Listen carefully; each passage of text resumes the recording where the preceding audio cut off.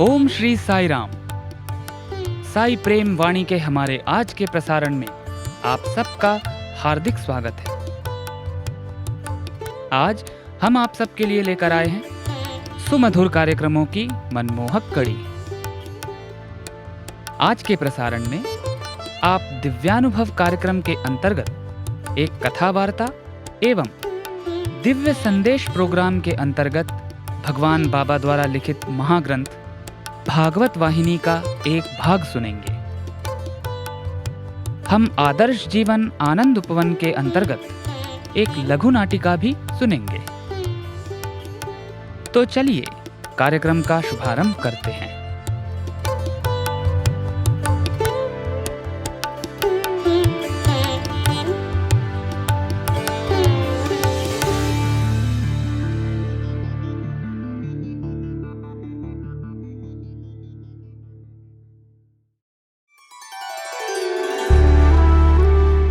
अब प्रस्तुत है हमारा आदर्श जीवन आनंद उपवन कार्यक्रम। आज इसके अंतर्गत हम भगवान बाबा के बेंगलुरु स्थित महाविद्यालय के छात्रों द्वारा भगवान बाबा के समक्ष 22 अगस्त सन 2004 को साई कुलवंत हॉल में प्रस्तुत किए गए नाटक का पहला भाग सुनेंगे।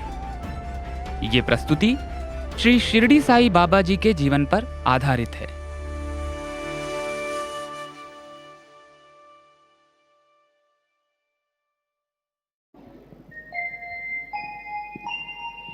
सृष्टि के कण कण की प्रार्थना सुनकर अवतरित हुए हैं शिरडी साईं। श्रद्धा सबूरी की भावना से भवसागर तराए द्वारका माई। राम कृष्ण अल्लाह के बंदे, मालिक सबका है एक ही। रोम रोम को पावन कर दे कथा मेरे प्यारे साईं बाबा की। यह मधुर नाम साईं बाबा, इतना प्यारा नाम किसने दिया? इस मधुर नाम के पीछे भी एक मधुर कथा है। एक बार बाबा चांद पाटिल की बारात के साथ शिरडी आए। वहां खंडोबा मंदिर के पुजारी मालसापति ने उन्हें देखा। आओ साईं आओ। साई, इस नाम से क्यों पुकारा? पता नहीं साईं, यह तो मेरी अंतरात्मा की आवाज थी जो बिना सोचे समझे दिल से निकल गई। सच पूछिए तो यह खंडोबा की ही देन है। क्या आपको ये नाम पसंद नहीं आया? अल्लाह मालिक, जिस नाम से भी पुकारोगे मैं जवाब दूंगा। मुझे सभी नाम स्वीकार है। और उस दिन से बाबा ने एक टूटे पुरानी मस्जिद को अपना घर बनाया। क्या कहा? इस संसार का मालिक एक टूटी पुरानी मस्जिद में? यही नहीं, बाबा ने तो भिक्षा मांगना भी शुरू कर दिया। क्या भिक्षा? परंतु बाबा अनाज की नहीं बल्कि प्रेम और भक्ति की भिक्षा मांगते थे। बाबा तो श्रद्धा और निष्ठा के भूखे थे और इसी श्रद्धा और निष्ठा से परिपूर्ण कुछ ऐसे लोग थे जो कि बाबा के प्रारंभिक जीवन के अटूट अंग बन गए। यह लोग थे अब्दुल, तात्या मालसापति और श्यामा। श्यामा जो एक स्कूल में मास्टर थे। प्रणाम बाबा। अरे श्यामा, क्या समाचार है? बस कृपा है बाबा, परंतु जहां भी देखूं अशांति और पीड़ा फैली हुई है। क्यों बाबा, क्यों? श्यामा, प्यार, भाईचारा, सहिष्णुता हमारे बच्चों को पढ़ाया तो जाता है मगर सिखाया नहीं जाता। शिक्षा जीविका के लिए नहीं बल्कि जीवन के लिए होनी चाहिए। सत्य, धर्म, शांति और प्रेम के चार दीपक जब तक हम अपने बच्चों के दिल में ना जगाएं, तब तक उनका जीवन अंधकार में ही रहेगा। अपने बच्चों को ये मूल्य इस प्रकार सिखाओ कि वे सदैव उनका प्रयोग अपने जीवन में कर सके।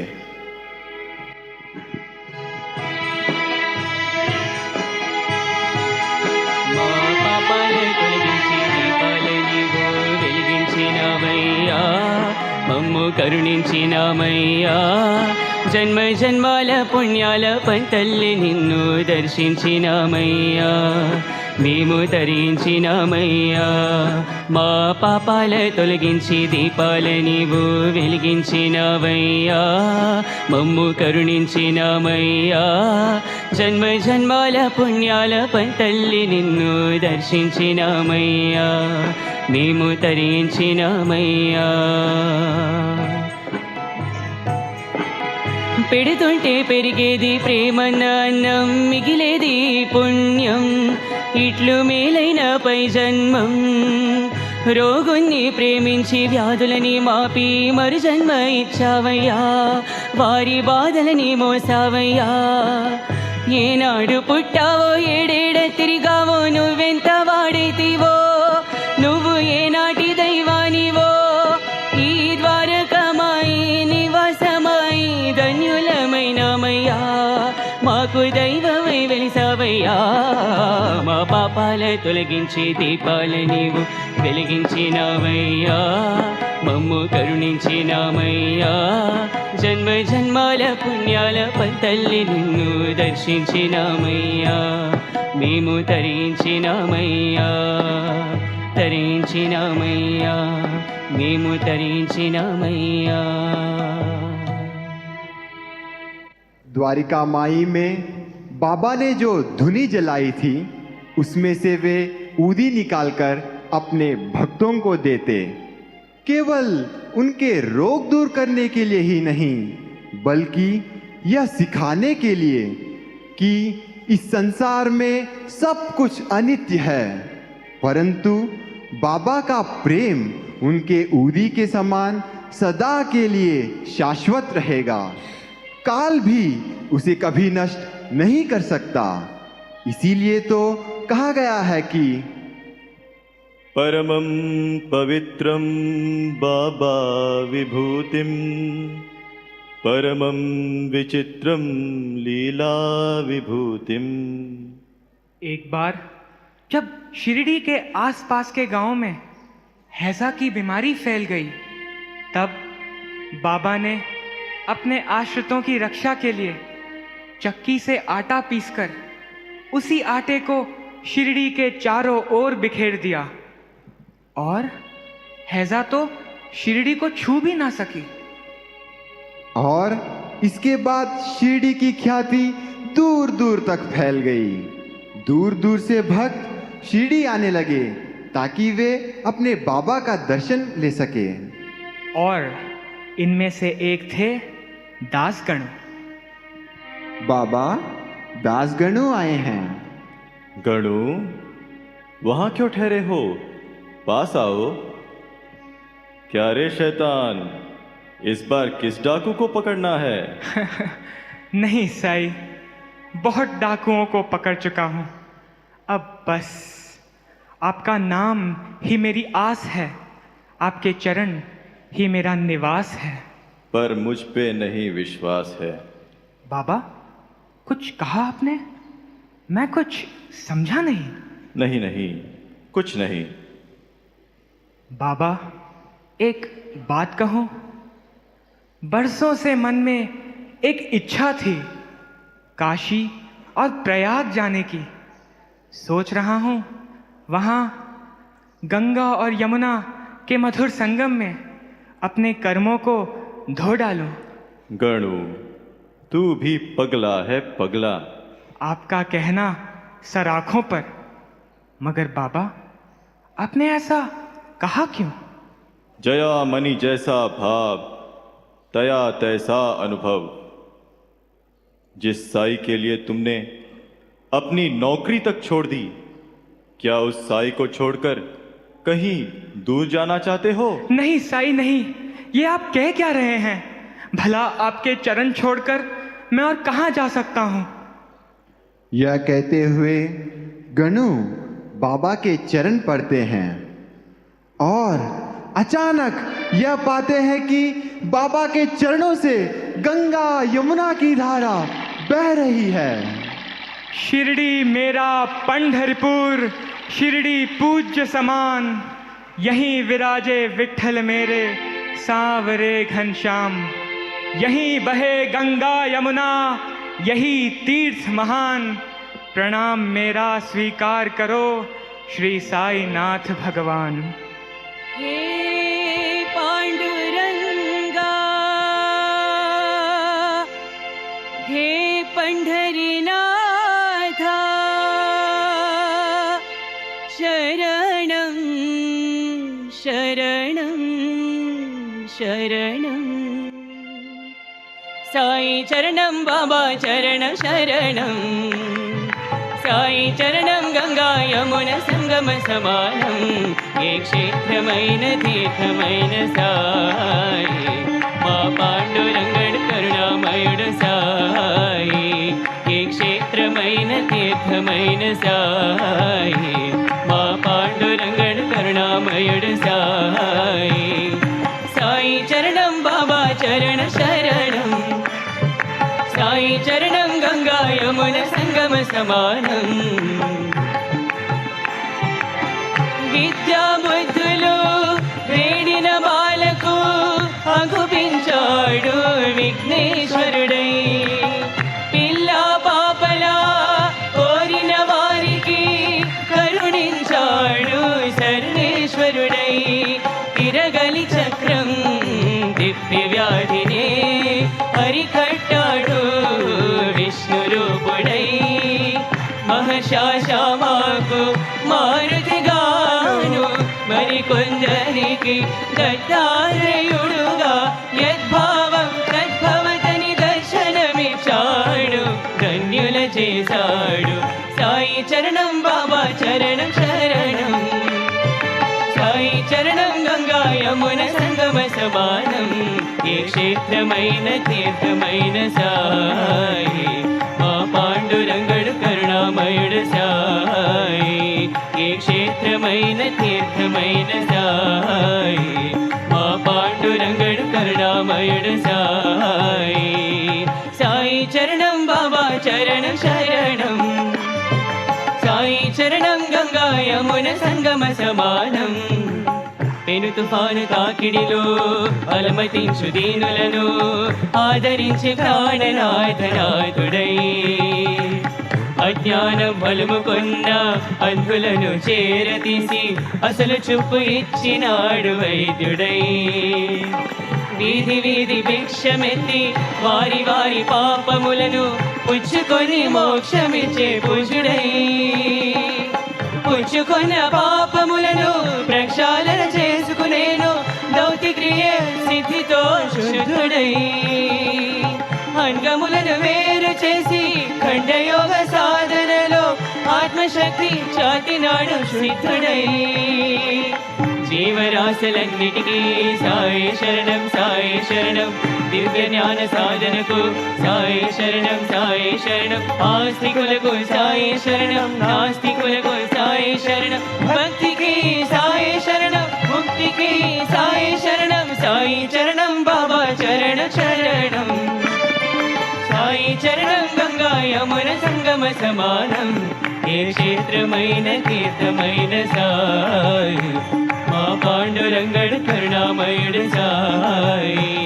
ఏ క్షేత్రమైన తీర్థమైన సాయి, మా పాండురంగడు కరుణామయుడు సాయి। ఏ క్షేత్రమైన తీర్థమైన సాయి, మా పాండురంగడు కరుణామయుడు సాయి। और इस तरह से प्रेम की ये धारा बहने लगी, लोगों को पावन करते हुए। और भक्त द्वारिका माई के द्वार पर आकर गाने लगे, हे मेरे साई, मुझे धूप छाओं का गम नहीं, तेरे कांटे फूलों से कम नहीं। तेरी शान तेरी मूरत को मैंने अपने दिल में बसा लिया। जिस दिन मेरे साई तूने प्रेम का दीप जला लिया। द्वारिका माई का द्वार उस माँ की गोद की तरह था जो अपने सारे संतानों के लिए खुला था। जो भी चाहे उसमें शरण ले सकता था। इसीलिए तो द्वारिका माई में एक कोने पर जहाँ रामदास जैसे ब्राह्मण बैठकर हर दिन भगवत गीता और विष्णु सहस्त्रनाम का पारायण करते थे, वहीं दूसरी ओर परविंदर सिंह और सलीम जैसे भक्त भी अपने अपने धर्म के अनुसार प्रार्थना किया करते थे। एक दिन जब बाबा द्वारिका माई में बैठे थे, बाबा, ये कैसा भेदभाव है? पानी तो मैं भी लाया हूं, मगर आपने मेरा पानी ना लेकर उसका ही पानी क्यों लिया? अपना पानी लाओ रामदास। बाबा ने तीनों का पानी लेकर एक ही पात्र में डाल दिया और फिर पूछे, आओ रामदास, यहां से अपना पानी ले लो। बाबा, ये कैसे संभव है? तो मजहब और जाति के नाम पर मानव को विभाजित करना क्या संभव है? वो एक ही ज्योत है जो हम सबको आलोकित करता है। वो एक ही मालिक है जो हम सबका पालन करता है। अपने भक्तों के सारे दुख और समस्याओं को हर लेता है। बाबा, बाबा बचा लीजिए, श्यामा को सांप ने... शैतान, ठहर जाओ ही, ठहर जा। तू द्वारका माई में प्रवेश नहीं कर सकता। बाबा, ये आप क्या कह रहे हैं बाबा? ये श्यामा है, आपका सबसे प्यारा श्यामा। शैतान, मैं कहता हूं भाग जा। तू द्वारका माई में प्रवेश नहीं कर सकता। मेरे दरबार में ऐसे शैतानों के लिए कोई जगह नहीं है। भाग जा यहां से। बाबा, ये आपको क्या हो गया है बाबा? आपने ही तो वचन दिया था कि अगर कोई भक्त आपकी तरफ देखे तो आप भी उसकी तरफ देखेंगे, तो आज ये कठोरता क्यों? हे देवा, श्यामा आपको छोड़कर जाएगा कहां? कितने विश्वास के साथ तो वो आपके द्वार आया है, और आप हैं कि गुस्से से उसे निकाल रहे हैं। नहीं बाबा, नहीं, ये कैसा न्याय है? उसे बचा लीजिए बाबा, उसे बचा लीजिए। अरे पगले, मानव स्वभाव ही कुछ ऐसा है कि बिना कुछ सोचे समझे सारा दोष इस बेचारे से फकीर पर डाल देता है। मैं तो श्यामा के शरीर से विष को भगा रहा था। विष को भगा रहे थे? सुनो तात्या, मेरे शरीर का, इस अवतार का एक ही लक्ष्य है, मानवता का कल्याण। भगवान भी भक्त के लिए उतना ही आतुर रहता है जितना कि एक भक्त अपने भगवान के लिए। जिस तरह से अपनी ओर बढ़ती नदी को सागर लौटा नहीं सकता, जिस तरह एक माँ अपने बेटे को कभी भुला नहीं सकती, उसी तरह ये साई अपने भक्त को कभी ठुकरा नहीं सकता। श्यामा, ये मेरा वचन है, द्वारका माई के द्वार से कोई भी भक्त ना निराश लौटा है ना निराश लौटेगा। ये लो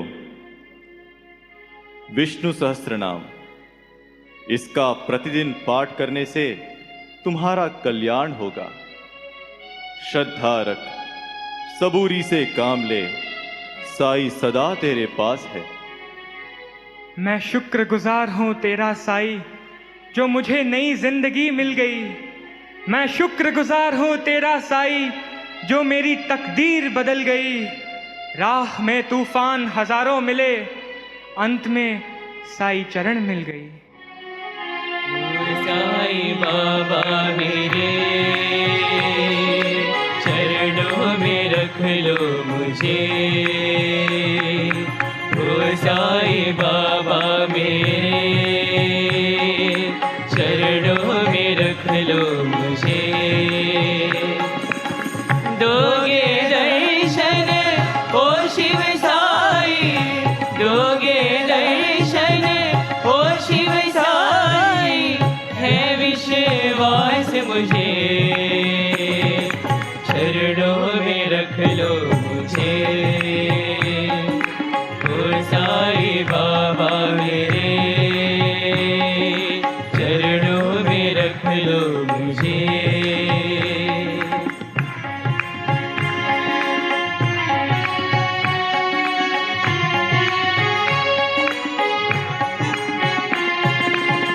तुम तो शिव का रूप हो साई, तुम ही आशुतोष हो साई।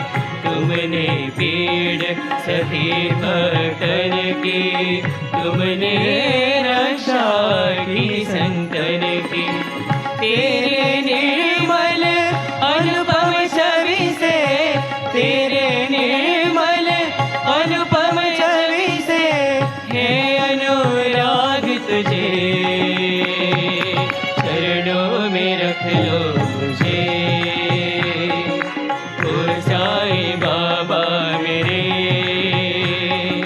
चरणों में रख लो मुझे। शिव साई शिव शिव साई, जय शिव साई शिव शिव साई। भोला साई शिव शिव साई, भोला साई शिव शिव साई।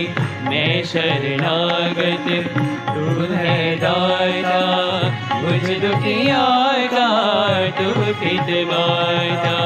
इस तन मन का तू है स्वामी, तू करुणापति अंतर्यामी। तेरी करुणा ही मिल जाए, तेरी करुणा ही मिल जाए, है अभिलाष मुझे।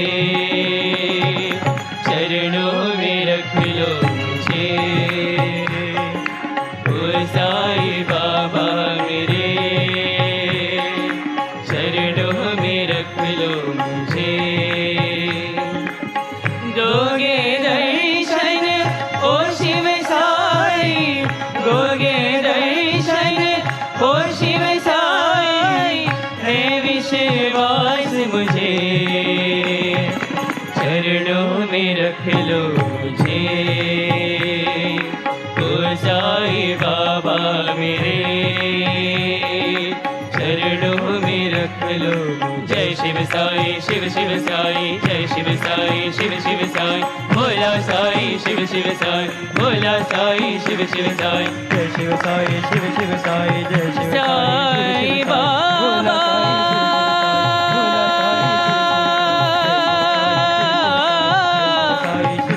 साई बाबा,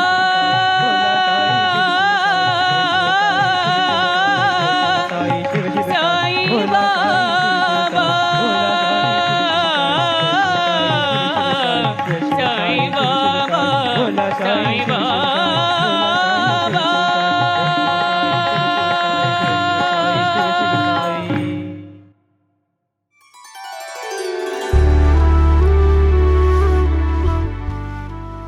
अभी आप सुन रहे थे हमारा कार्यक्रम आदर्श जीवन आनंद उपवन।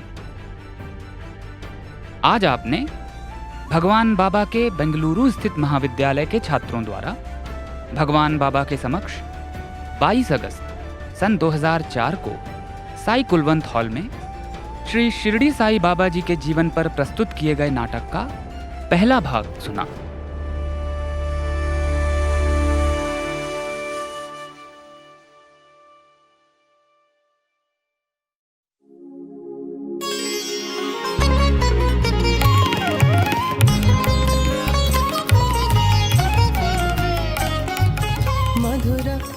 अब प्रस्तुत है दिव्य संदेश।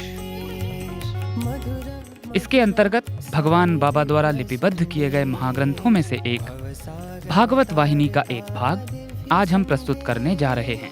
साई संदेश, दिव्य संदेश, साई संदेश।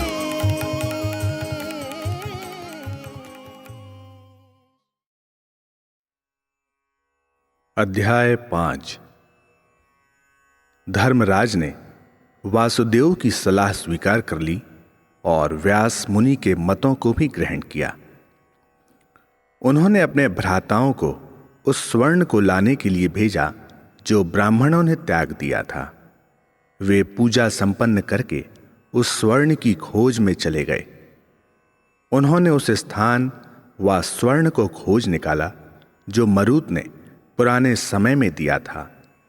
यह इतना अधिक था कि पूरी सेना वाहिनी व पशुओं पर लाद कर राजधानी में लाया गया, जो कुछ ब्राह्मणों ने वहां छोड़ दिया था। उस बोझ को हस्तिनापुर में लाने में सेना वाहिनी को कई दिन लगे। नागरिकों ने जय ध्वनि व उत्साह के साथ स्वर्ण को उतारा। नागरिकों को पांडवों की इस सफलता पर बहुत आश्चर्य हुआ। अत्यंत आनंद के साथ उन लोगों ने राजकुमारों और स्वर्ण का स्वागत किया, और जब तक कि उनका गला ध्वनि करने से सद्गत नहीं हो गया, तब तक वे प्रसन्नता में नाचते उछलते रहे। उन्होंने अपने सामने उतने स्वर्ण के साथ उन यज्ञों की कल्पना की और आनंद से फूले न समाये। उसी दिन से यज्ञ वेदी का निर्माण प्रारंभ हुआ और कुछ आयोजन गंगा के किनारे भी होने लगा। समस्त क्षेत्र को साफ करके एक सतह पर लाया गया। उस स्थान पर बहुत सुंदर गृहों का निर्माण होने लगा और वेदी भी बन गई। आसपास में सुंदरता बढ़ाने के लिए बहुत कुछ बनने लगा। पत्रिकाओं से स्थान को सुसज्जित किया गया। जब शुभ दिन आने लगा तो दूर से पुरोहित वर्ग, ब्राह्मण, पंडित आदि समस्त दिशाओं से शीघ्र पहुंचने के लिए चल पड़े। उन लोगों को अपनी अपनी स्थिति के अनुसार रहने का स्थान दिया गया। दूसरे दिन उस महत्वपूर्ण यज्ञ देखने के आनंद में उन लोगों ने रात्रि अत्यंत व्यग्रता के साथ बिताई। प्रातःकाल हुआ, साथ ही वह शुभ मुहूर्त भी आया। पुरोहित वर्ग ने अपना अपना स्थान ग्रहण किया और तैयार होकर प्रारंभ के लिए दीक्षा ली। उन्होंने श्री कृष्ण और सम्राट की ओर मुड़कर कहा, हे सम्राट, आपने एक नहीं 3 अश्वमेध यज्ञ करने का विचार किया है। क्या यह सत्य है? यदि ऐसा है तो क्या आप चाहते हैं कि हम एक के बाद एक संपन्न करें, या हम उस विधि को 3 बार कहकर एक ही साथ संपन्न करें? आप इसको स्पष्ट कर दें, तभी हम ब्राह्मणों व पुजारियों की व्यवस्था तदनुरूप करेंगे। इस पर धर्मराज ने कहा, हम क्या कह सकते हैं, जबकि आप ही जानते हैं कि क्या करना उचित है। मैं आपके मत को ही स्वीकार करूंगा। मैं तो वासुदेव की सम्मति चाहता हूं कि कौन सा उपाय ग्रहण किया जाए। उन्होंने कृष्ण की ओर मुड़कर प्रार्थना की, परंतु कृष्ण ने इसको ब्राह्मणों के ऊपर ही छोड़ दिया। तब उन ब्राह्मणों ने आपस में विचार विमर्श करके यह तय किया कि 3 अश्वमेध उसी तरह होने चाहिए कि एक मंत्र का 3-3 बार उच्चारण किया जाए और ब्राह्मणों को भी 3 गुना अधिक दक्षिणा मिले। वासुदेव ने भी उनके मत को स्वीकार किया और धर्मराज के मत की अपेक्षा की। धर्मराज ने भी इसको ठीक ही बतलाया। भगवान ने तब आज्ञा दी कि यज्ञ का प्रारंभ हो। जब यज्ञ का प्रारंभ हुआ तो मंत्र का उच्चारण ऐसा होने लगा कि धरती और आकाश समस्त गूंजने लगे। आरंभिक मंत्रों को कहने के पश्चात यज्ञ के घोड़ों को विधि अनुसार लाया गया। उनको रोचक ढंग से सुसज्जित किया गया और माथे पर यह लिख कर दिया गया कि जो भी इनको रोकेगा उसे युद्ध के लिए आह्वान किया जाएगा। जब स्वयं ईश्वर ने, जो यज्ञों के भोक्ता हैं, भाग लेने को अधिष्ठाता का स्थान ग्रहण किया है और इसको संपन्न करवा रहे हैं, तो इसमें भाग लेने वालों और दर्शकों के भाग्य का ठिकाना ना रहा। इसका अंत पूर्णाहुति के साथ हुआ था। यज्ञ में भाग लेने वाले पंडितों, विद्वानों को प्रचुर मात्रा में दान और दक्षिणा दी गई। सम्राट ने गायों, भूमि व स्वर्ण का दान दिया। समस्त साम्राज्य सुख व आनंद से भरपूर हो गया था। समस्त लोगों के मुख पर यज्ञ की प्रशंसा थी, जिसका अत्यंत सुचारू ढंग से पालन किया गया था। जो भी आए उसे भोजन कराया गया।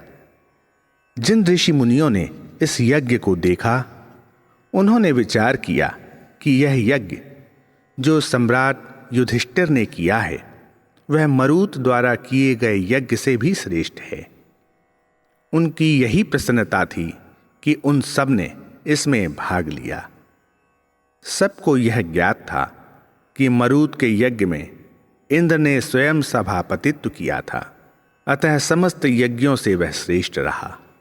परंतु अब समस्त उपस्थित महानुभावों ने धर्मराज को बधाई दी, क्योंकि उन्होंने स्वयं यज्ञ स्वरूप वासुदेव को इस यज्ञ के सभापतित्व के लिए प्राप्त किया है।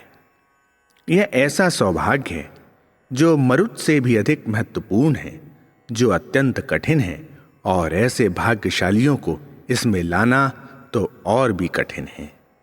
यज्ञ के अंत में समस्त दर्शकगण व भाग लेने वाले जो दूर दूर से आए थे अपने अपने गृहों को लौटे।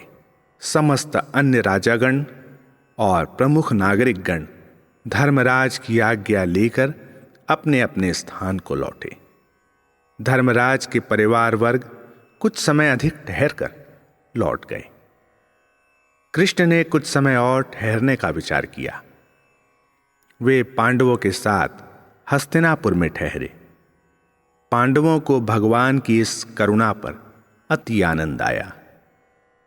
भगवान के वास स्थान के लिए उपयुक्त प्रबंध किया गया और प्रतिदिन उनकी सेवा की व्यवस्था की।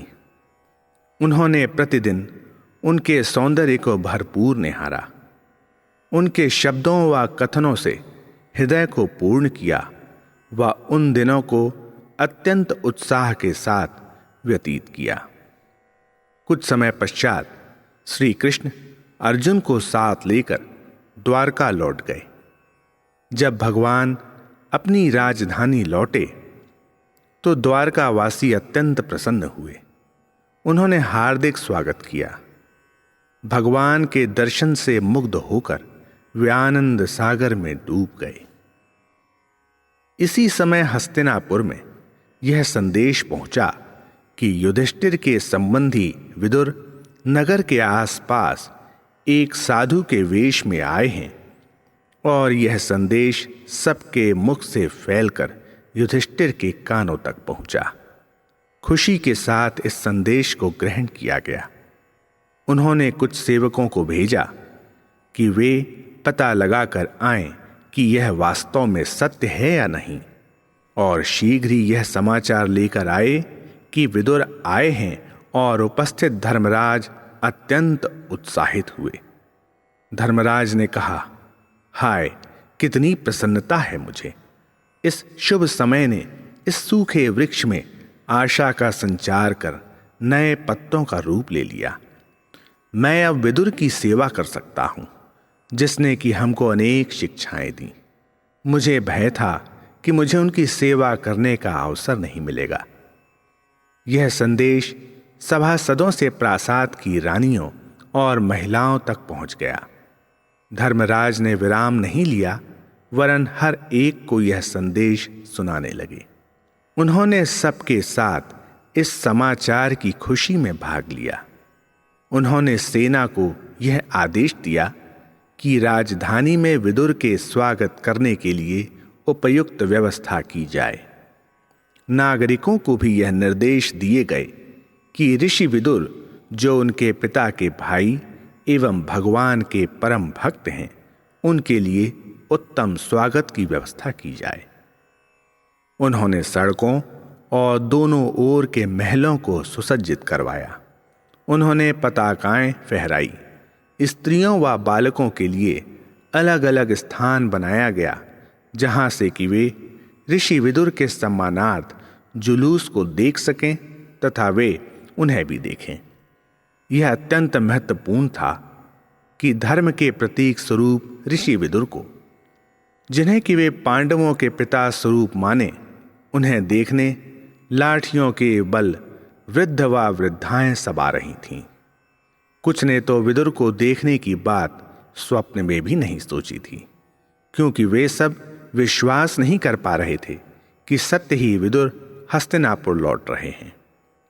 सब व्याकुलता से प्रतीक्षा करने लगे कि कब ऋषि विदुर आए, जिससे वे उन्हें देख सकें। समस्त दिशाओं में जन समुदाय ही दृष्टिगोचर हो रहा था। सम्राट युधिष्ठिर राजकीय ढंग से सुसज्जित होकर रथ से उतरकर भ्राताओं के संग महान ईश्वर के भक्त को गृह में लाने के लिए आगे बढ़े। विदुर उनके सामने संपूर्ण रूप से सन्यासी के वेश में उपस्थित हुए। सम्राट और भ्राता नतमस्तक हो प्रणाम कर उनके पीछे पीछे चलने लगे। निवासी दौड़ने लगे व आकर प्रणाम करने को उत्सुक हो गए। पांडवगण अपने आनंद को शब्दों में व्यक्त नहीं कर पाए, क्योंकि उनकी प्रसन्नता शब्दों के परे थी। आंखों से उनके प्रति कृतज्ञता स्वरूप आंसू उमड़ पड़े। उन्होंने विदुर से यही प्रार्थना की कि वह रथ पर बैठकर चले, ताकि समस्त जन समुदाय उनका दर्शन कर सके। विदुर को भी यह स्वीकार कराया गया। रथ पर बैठकर विदुर ने सबको अपने दर्शन दिए। अंत में वे प्रासाद की ओर पहुंचे। समस्त दिशाओं से मधुर आनंद स्वर ही गूंज रहा था। कुछ तो इतने मुग्ध हो गए थे कि वे वहीं ठिठके रुके रहे। बढ़ने की क्षमता ही नहीं रही। कठोर तप ने विदुर के व्यक्तित्व को ही ऐसा पलट दिया था कि उनमें दैविकता स्पष्ट थी, जो कि इंद्र या किसी भी देवों के सदृश थी। इसी प्रकार से नगर निवासी आपस में अपनी भावनाओं को व्यक्त कर रहे थे। अनेकों ने उनकी कठिनाइयों व अंत में उनके द्वारा शांति प्राप्ति के विषय की आलोचना की। महारानियों और राजकुमारियों ने भीतर से ही उनका दर्शन किया और वे मुक्त हो गईं।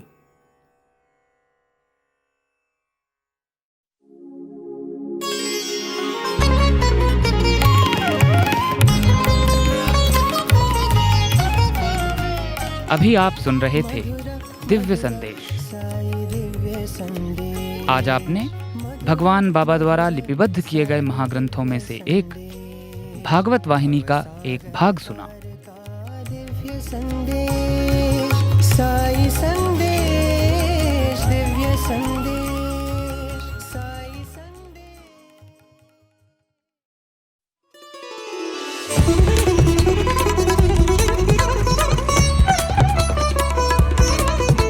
आप सुन रहे हैं रेडियो साईं प्रशांति निलयम से हिंदी प्रसारण साईं प्रेम वाणी।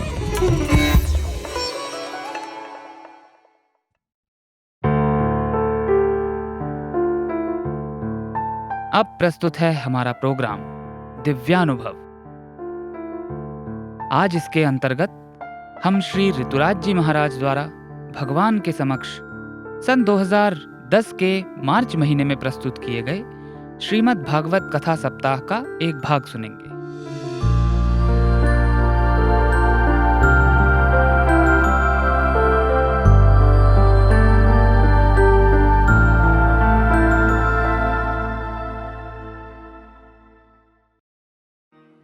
जब आत्मदेव ने बड़ी जिद की तो संत ने एक फल दे दिया कि अपनी पत्नी को देना, इससे संतान होगी, सब आनंद हो जाएगा।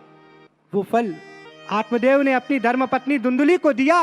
दौड़े दौड़े आए, सुन इससे तू गर्भवती हो जाएगी, हमारे घर में संतान होगी, हमारे घर में आनंद हो जाएगा। धुंधुली ने कहा, लो अगर मैं गर्भवती हो गई, कहीं गांव में डाकू आ गए तो मैं भागूंगी कैसे? कहीं मेरी जेठानी पूरे बर्तन उठाकर ले गई तो? प्रसव की पीड़ा मैं सहना नहीं चाहती। वो अपनी बहन के पास गई। देखिए, जो जैसा होता है वो वैसे ही लोगों का निर्माण कर लेता है। हमारी मानसिकता ही हमारे वातावरण का निर्माण करती है। हमारी सोच ही हमारे आसपास के माहौल का निर्माण करती है। धुंधुली की एक बहन है। धुंधुली ने समस्या बहन को बताई। बहन ने कहा, मुझे संतान होने वाली है, ये फल तो गाय को खिला दे, मुझे संतान होने वाली है। और सुन, जो मेरी संतान होगी ना, मेरे घर पे रहे, थोड़े दिन रहना, संतान लेके चली जाना। मेरे पति धन के बड़े लोभी हैं, उनको धन दे देना। देखिए, झूठ ही लेना, झूठ ही देना। झूठ पर सत्य का महल खड़ा करना चाहते हैं। कितना बड़ा झूठ! और वो झूठ भी किसी दूसरे से नहीं, उससे जिसके सामने अग्नि के फेरे लिए हैं, जिसके साथ अग्नि के फेरे लिए हैं। भगवान को, वेदों को, बुजुर्गों को, वृद्धों को साक्षी मानकर जिसे स्वीकार किया है, उसी से धुंधली झूठ बोलने जा रही है। फल तो गाय को दे दिया, और पता है धुंधली ना बहन के घर में रहने लगी। पतिदेव को संदेश भिजवा दिया कि मैं तो गर्भवती हूं। पति बड़े प्रसन्न हैं, सीधे आदमी हैं, सज्जन पुरुष हैं। संतान भी हो गई, लेकर आ भी गई, बहन को भी ले आई दुग्धपान के लिए, और गाय को फल खिलाया था तो गाय के कान से भी एक सुंदर पुत्र उत्पन्न हुआ। एक तो बहन का लड़का जिसे धुंधली ने अपना लड़का बताकर लाई है, लेकिन संत का प्रसाद व्यर्थ नहीं हुआ, वो भी कान से प्रकट हुआ एक बालक। आत्मदेव ने कहा मेरा जो बड़ा बालक है ना, उसका नाम, मेरा नाम आत्मदेव है, तो मैं उसका नाम रखूंगा परमात्मा देव। धुंधली ने कहा नहीं नहीं, आपके नाम पर नाम वाम नहीं होगा, मेरा नाम है धुंधली, तो मेरे लड़के का नाम होगा धुंधुकारी। ठीक है, जैसा तू चाहे। कहा देख, गाय के पुत्र का नाम तो मेरी मर्जी से रख लेने दे। कहा हाँ, गाय के पुत्र का नाम अपनी मर्जी से रख लो। उसका नाम रखा गोकर्ण। देखिए, एक महापुरुष का आशीर्वाद है, एक झूठ का परिणाम है। गोकर्ण तो पंडित है, ज्ञानी है, विद्वान है। धुंधुकारी महान खल है, चोरी करता है, ब्राह्मण होकर भी हाथों में शस्त्र रखता है, और गांव में सब धुंधुकारी से डरते हैं, भयभीत रहते हैं। वो जिस रास्ते से निकल जाए लोग दरवाजा बंद कर लेते हैं। स्थिति ऐसी है। और गोकर्ण संत हैं, प्रशांत आत्मा है, सहज हैं, सरल हैं। जहां भी जाते हैं 4 आध्यात्मिक उपदेश करते हैं, अच्छी बातें करते हैं, अच्छे विचार देते हैं। धुंधुकारी बड़ा हुआ और अब ये शराब पीने लगा, अनेक प्रकार के दुष्कर्मों में प्रवृत्त हो गया। गोकर्ण निरंतर ध्यान, समाधि, चिंतन और आध्यात्मिक अन्वेषण में ही डूबे रहते हैं। एक दिन धुंधुकारी को आत्मदेव ने कहा कि तूने मुझ ब्राह्मण के घर को नर्क बना दिया है। तो धुंधुकारी बोला कि आप चुप रहिए, आप कुछ नहीं जानते, आप वृद्ध हो चुके हैं, अब जो होगा वो मेरी मर्जी से होगा। आत्मदेव रोने लगे। देखो, एक ही लड़का है जिन्हें हम हार समझे थे गला अपना सजाने को, जिन्हें हम हार समझे थे गला अपना सजाने को, वही अभिशाप बन बैठे हम ही से फाड़ खाने को। जिसे मैंने सोचा था कि जीवन का सहारा बनेगा, जिसे मैंने सोचा था कि ये जीवन में मेरा साथ देगा, देखो आज वही इस अवस्था में मेरे साथ दुर्व्यवहार कर रहा है। सही बात है, जीवन में दुख जब ही होता है जब हम अपेक्षा करते हैं और आग्रह करते हैं। इसलिए सज्जनों, माताओं, ध्यान रखो, यदि रोना है तो भगवान बाबा के चरणों में रो, संसार के सामने मत रो। अगर रोना है तो भगवान के सामने रो, संसार के सामने मत रो। संसार तो हंसी उड़ाएगा, संसार आपके आंसुओं के मूल्य को जानता ही नहीं। जगत तो कहेगा कि देखो बुरा आदमी है इसलिए रो रहा है। हम सबके आंसुओं का मूल्य तो हमारे भगवान ही जानते हैं। भक्त के आंसुओं को भगवान हाथों पर झेलते हैं। लोगों के सामने रोगे ना तो लोग तो उपहास उड़ाएंगे, क्योंकि प्रभु ही तो भीतर विद्यमान है।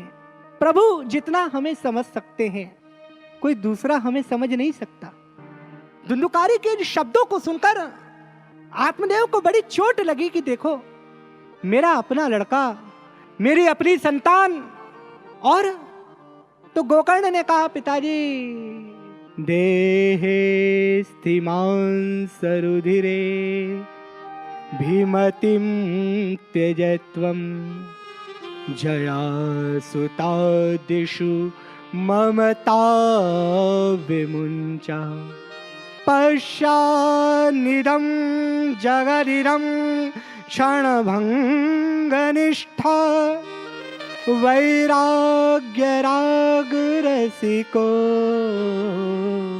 भवभक्तिनिष्ठा। पिताजी, इस शरीर की गतियां कितनी हैं? 3 गति है।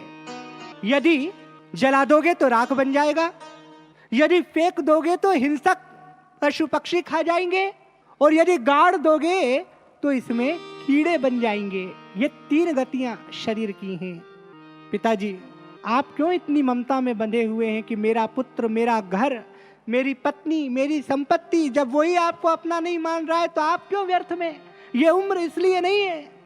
अब तो छोड़िए पिताजी, जाइए वन में और जाकर भगवान का भजन करिए, भगवान नाम लीजिए। पिताजी कुछ योग करिए, कुछ समाधि का अभ्यास करिए, और ये ना करें तो मन ही मन नाम लीजिए। सज्जनों, जो योग से प्राप्त नहीं होता, जो समाधि से प्राप्त नहीं होता, वो एक बार नाम लेने मात्र से प्राप्त हो जाता है। मन से नाम तो लो, वास्तव में भीतर से भगवान को बुलाओ तो सही। और योग में और भक्त में, योगी में और भक्त में अंतर है।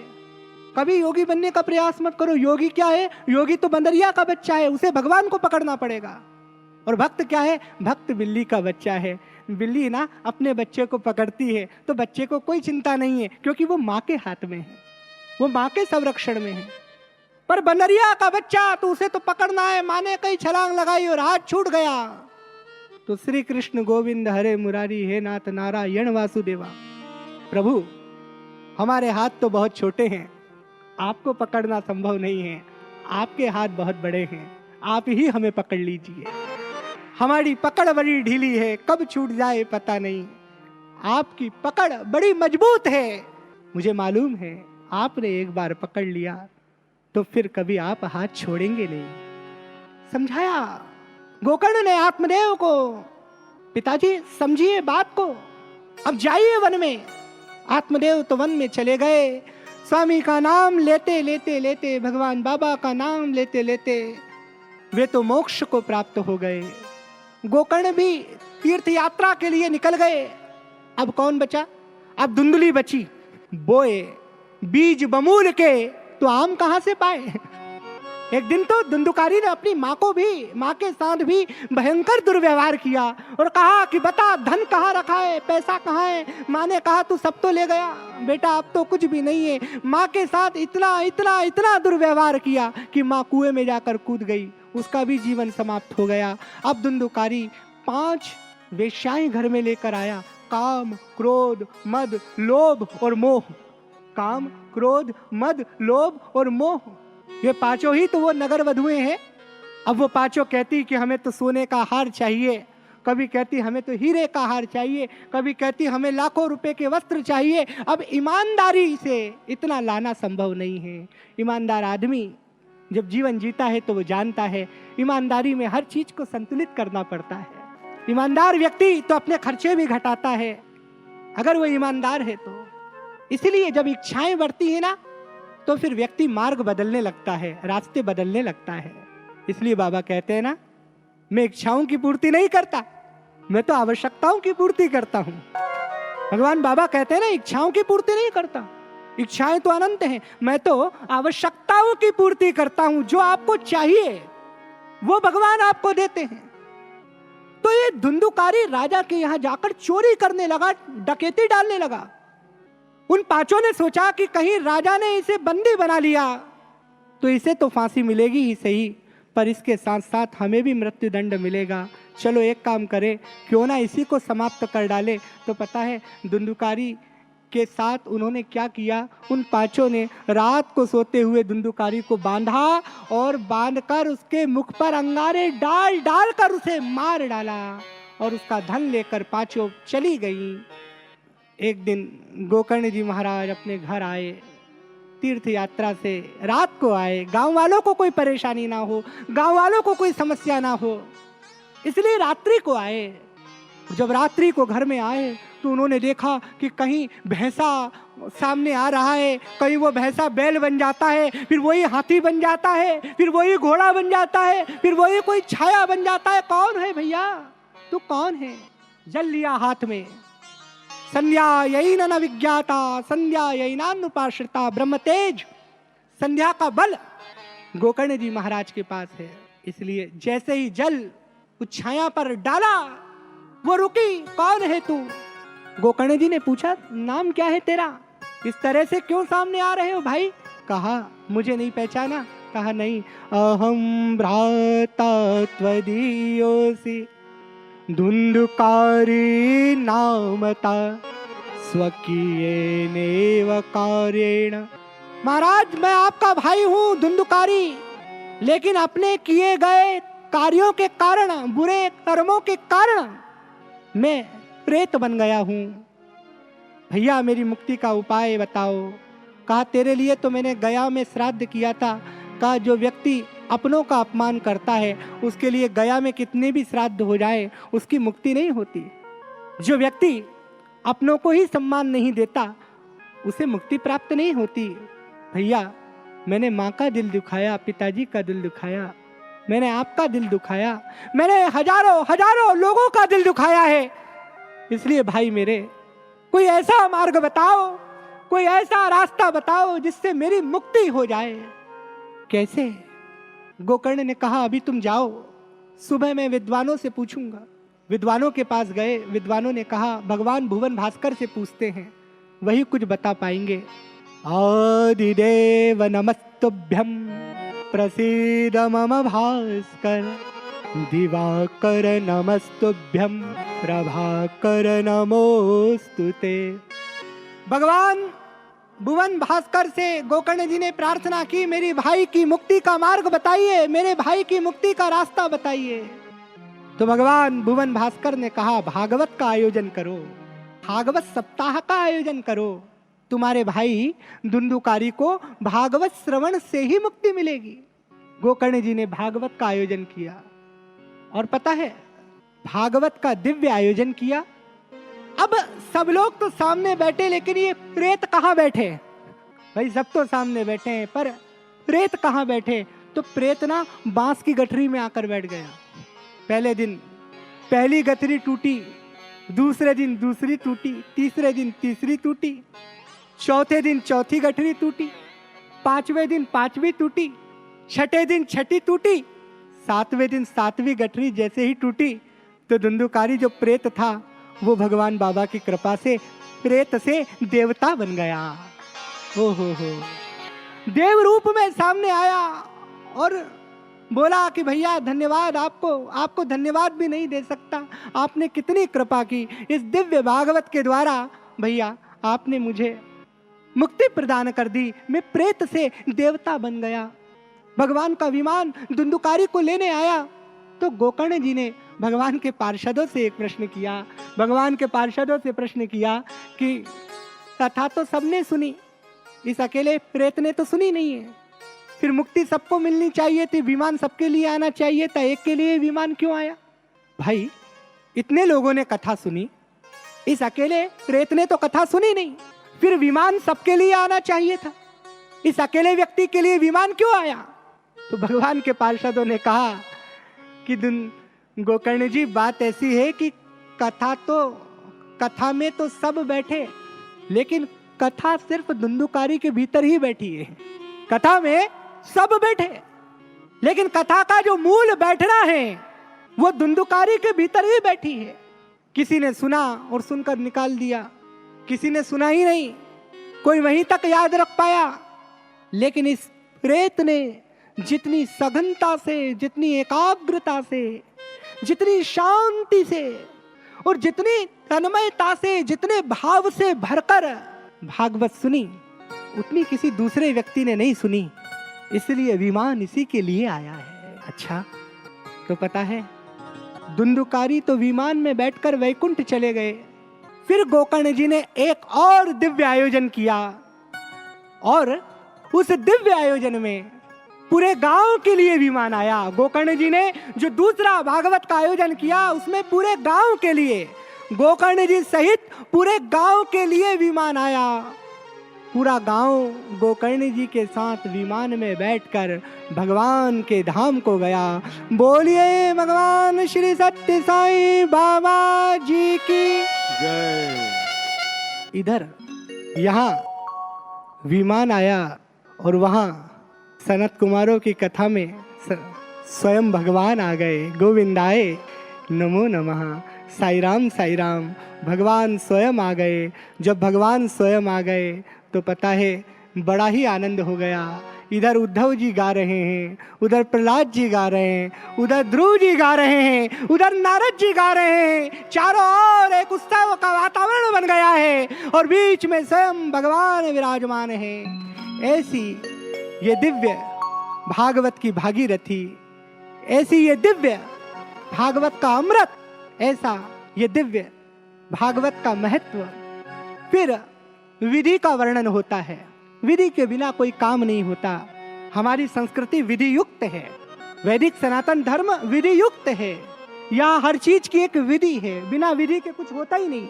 यदि पूजा भी होगी तो विधि से, यदि जप भी होगा तो विधि से, हर कार्य विधि से होता है।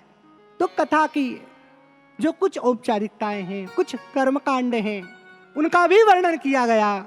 कथा किस मास में सुनी जाए, एक दृष्टिकोण से विचार किया जाए तो भगवान का नाम तो हर महीने में ही शुभ है। सुबह भी शुभ है, रात को भी शुभ है, दिन में भी शुभ है, दोपहर में भी शुभ है।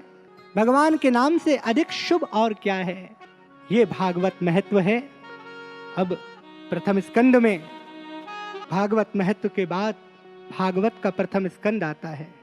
जन्माद्यस्य यतोऽन्वयादितरतश्चार्थेष्वभिज्ञास्वराट् तेने ब्रह्मररा च आदिकवये मुह्यन्ति यत्सूरया तेजो वारिमृदां यथा विनिमयो यत्र त्रिसर्गो मृषा धाम्ना स्वेन सदा निरस्तकुहकं सत्यं परं धीमहि।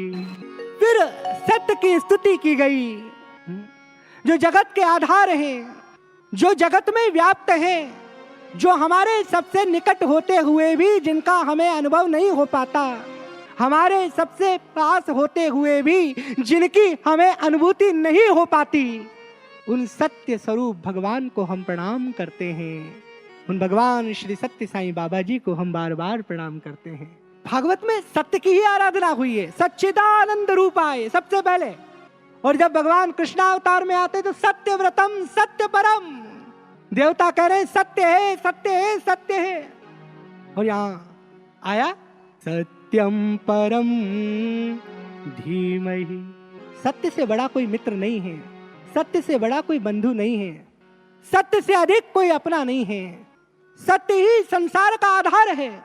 इसलिए सूत जी ने शौनकादि ऋषियों से कहा, सुनिए, सवै पुंसाम परो धर्मो यतो भक्तिरधोक्षजे अहेतुक्य प्रतिहता ययात्मा संप्रसीदति। सवै पुंसाम परो धर्मो यतो भक्तिरधोक्षजे अहेतुक्य प्रतिहता ययात्मा संप्रसीदति। सूत जी कहते हैं, शौनकादि ऋषियों, संसार में सत्य क्या है? संसार में सत्य है भगवान के चरण। क्या कह रहे हैं? सूत जी कह रहे हैं कि सवै पुंसाम परो धर्मो यतो भक्तिरधोक्षजे अहेतुक्य प्रतिहता आत्मा संप्रसीदति। ये ध्यान रखो, हर स्थिति में, हर भाव में, हर कहीं भी जाओ, दुर्गा माँ के पास जाओ तो प्रार्थना करो, हे दुर्गा माँ, हमारी भगवान सत्य साईं बाबा के चरणों में हमेशा श्रद्धा बनी रहे, है ना। कहीं भी जाओ तो प्रार्थना करो, और बाबा से भी यही प्रार्थना करो कि भगवान सदैव आपके चरणों में श्रद्धा बनी रहे, क्योंकि संसार में कब क्या हो जाए कुछ कहा नहीं जा सकता। संसार इतना अनिश्चित है, इतना अनिश्चित है, इतना अनिश्चित है कि इसमें कुछ भी निश्चित कहा ही नहीं जा सकता। हम सब समय से बंधे हैं, लेकिन समय आपसे बंधा है। हम सब समय से बंधे हैं, समय आपसे बंधा है। हम सब मन और बुद्धि से बंधे हुए हैं, लेकिन हम सब की मन और बुद्धियां आपने बांध रखी हैं। मन और बुद्धि आपके अधीन है। हम सब प्रकृति के अधीन हैं और प्रकृति आपके अधीन है। इसलिए प्रभु, ये मार्ग पुरुषार्थ का नहीं है। पुरुषार्थ से आपको पाना संभव ही नहीं। गालिब ने एक बात कही है, करिश्मे हकीकत में है सिर्फ दो ही, मेरी बंदगी और खुदाई तेरी है। संसार में दो ही चमत्कार हैं, इससे बड़े कोई चमत्कार नहीं। ये संसार के दो सबसे बड़े चमत्कार हैं, करिश्मे हकीकत में है सिर्फ दो ही। वो दो करिश्मे कौन से हैं? मेरी बंदगी, जब मैं रोता हूँ अकेले में, जब मैं प्रार्थना करता हूँ, जब मेरा मन अधीर होकर आपको बुलाता है, और जब आप अपने दोनों वरद हस्त से, वो चाहे अदृश्य वरद हस्त हो, वो चाहे मुझे दिखाई ना देते हो, लेकिन बाबा जब आप उन दोनों वरद हस्तों से आध्यात्मिक रूप से मेरे ऊपर हाथ रखते हो, मेरे ऊपर कृपा करते हो और अपने आप मेरे आंसू लुप्त हो जाते हैं, तो इससे बड़ा चमत्कार और क्या हो सकता है। मेरी प्रार्थना और आपका अनुग्रह, यही सबसे बड़ा चमत्कार है। भगवान बाबा की कृपा से आज स्वामी अनेक जन्म सफल हो गए, ये आपके चरणों में आ गए हैं। आप मन की प्रार्थना कहाँ कहाँ से सुनते हैं। मैंने कहाँ प्रार्थना की थी और आपने कहाँ सुनी। प्रार्थना की थी कि एक बार तो अपने समक्ष आने का अवसर दीजिए, क्योंकि कहीं भी बोल लेंगे, लेकिन नारायण आपके समक्ष तो आने का अवसर दीजिए। और आपने यह अवसर दिया, जीवन ही धन्य हो गया, जन्म जन्म धन्य हो गए, जन्म जन्म धन्य हो गए। जन्म जन्म मुनि जतन कराई, अंत राम कहीं आवत नहीं। लेकिन आपकी कृपा से, आपकी करुणा से ये सौभाग्य प्राप्त हुआ। आज इतना ही, इतना कहकर वाणी को विराम। संध्या काल को 4:30 बजे से पुनः भागवत की चर्चा करेंगे। इतना कहकर सभी वाक्य भगवान बाबा के श्री चरणों में समर्पित। ओम श्री साई राम, जय साई राम, जय साई राम, जय साई राम।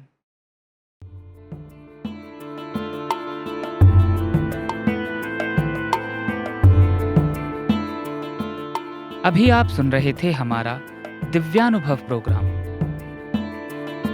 आज इसके अंतर्गत आपने श्री ऋतुराज जी महाराज द्वारा भगवान के समक्ष सन 2010 के मार्च के महीने में प्रस्तुत किए गए श्रीमद् भागवत सप्ताह का एक भाग सुना।